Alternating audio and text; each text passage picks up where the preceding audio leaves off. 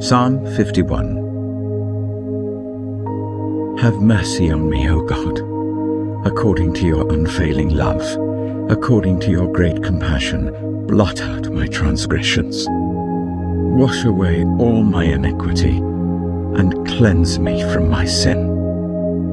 For I know my transgressions, and my sin is always before me. Against you only have I sinned, and done what is evil in your sight. So you are right in your verdict and justified when you judge. Surely I was sinful at birth, sinful from the time my mother conceived me. Yet you desired faithfulness, even in the womb. You taught me wisdom in that secret place. Cleanse me with hyssop, and I will be clean. Wash me, and I will be whiter than snow. Let me hear joy and gladness. Let the bones you have crushed rejoice. Hide your face from my sins, and blot out all my iniquity. Create in me a pure heart, O God, and renew a steadfast spirit within me. Do not cast me from your presence, or take your Holy Spirit from me. Restore to me the joy of your salvation, and grant me a willing spirit to sustain me. Then I will teach transgressors your ways, so that sinners will turn back to you. Deliver me from the guilt of bloodshed, O God, you who are God my Saviour, and my tongue will sing of your righteousness. Open my lips, Lord, and my mouth will declare your praise. You do not delight in sacrifice, or I would bring it. You do not take pleasure in burnt offerings. My sacrifice, O God, is a broken spirit. A broken and contrite heart you, God, will not despise.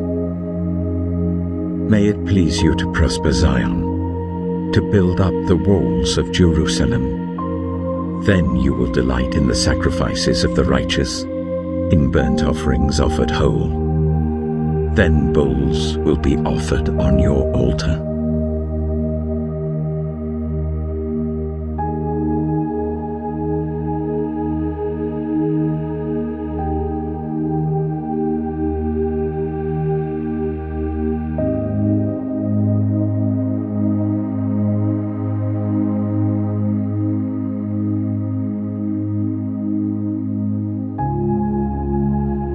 Romans chapter 6. What shall we say then? Shall we go on sinning, so that grace may increase? By no means. We are those who have died to sin, and how can we live in it any longer? Or don't you know that all of us who were baptized into Christ Jesus were baptized into his death? We were therefore buried with him through baptism into death, in order that just as Christ was raised from the dead through the glory of the Father, we too may live a new life. For if we have been united with him in a death like his, we will certainly also be united with him in a resurrection like his. For we know that our old self was crucified with him, so that the body ruled by sin might be done away with, that we should no longer be slaves to sin. Because anyone who has died has been set free from sin. Now, if we died with Christ, we believe that we will also live with him. For we know that since Christ was raised from the dead, he cannot die again. Death no longer has mastery over him. The death he died to sin once for all. But the life he lives to God. In the same way, count yourselves dead to sin, but alive to God in Christ Jesus. Therefore, do not let sin reign in your mortal body, so that you obey its evil desires.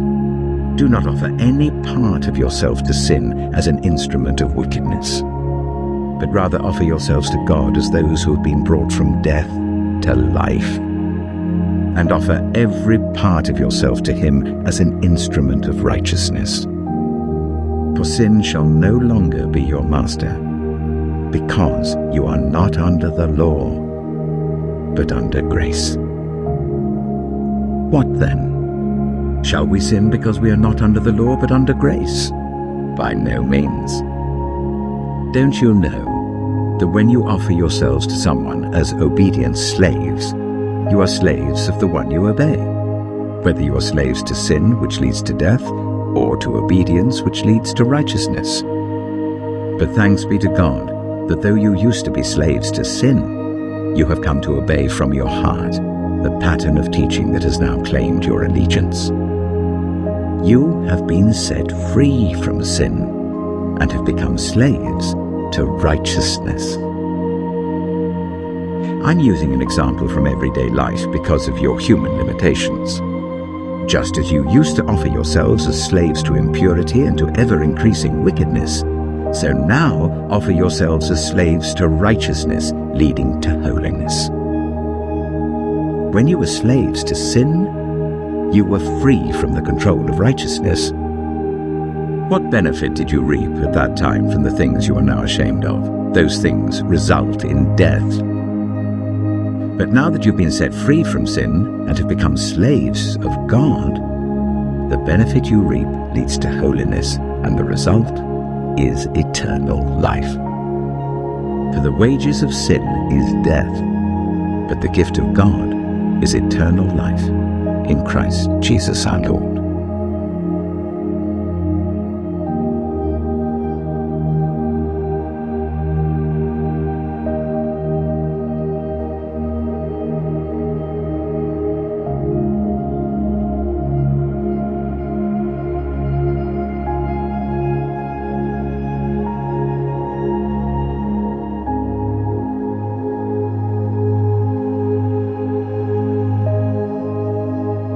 Luke chapter 15.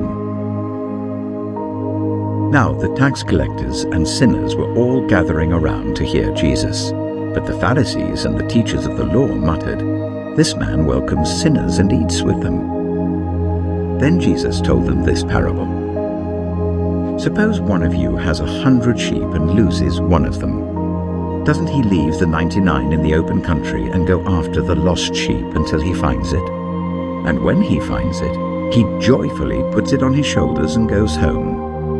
Then he calls his friends and neighbors together and says, "Rejoice with me, I found my lost sheep." I tell you that in the same way, there will be more rejoicing in heaven over one sinner who repents than over 99 righteous people who do not need to repent. Or suppose a woman has 10 silver coins and loses one. Doesn't she light a lamp, sweep the house, and search carefully until she finds it? And when she finds it, she calls her friends and neighbors together and says, "Rejoice with me, I've found my lost coin." In the same way, I tell you, there is rejoicing in the presence of the angels of God over one sinner who repents. Jesus continued, "There was a man who had 2 sons. The younger one said to his father, 'Father, give me my share of the estate.'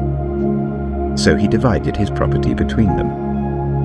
Not long after that, the younger son got together all he had, set off for a distant country, and there squandered his wealth in wild living.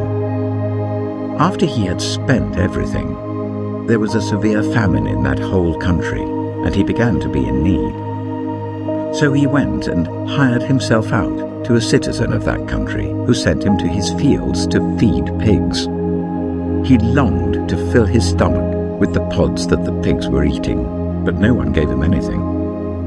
When he came to his senses, he said, 'How many of my father's hired servants have food to spare? And here I am, starving to death.